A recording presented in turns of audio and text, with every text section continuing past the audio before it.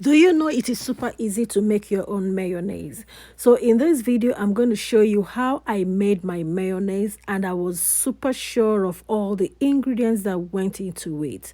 Now, what I'm showing you here is a store-bought mayonnaise, and I want to show you how you can make your own mayonnaise with your own sure ingredients, and you're very sure of what you're eating. So this is the texture and the consistency of the store-bought mayonnaise.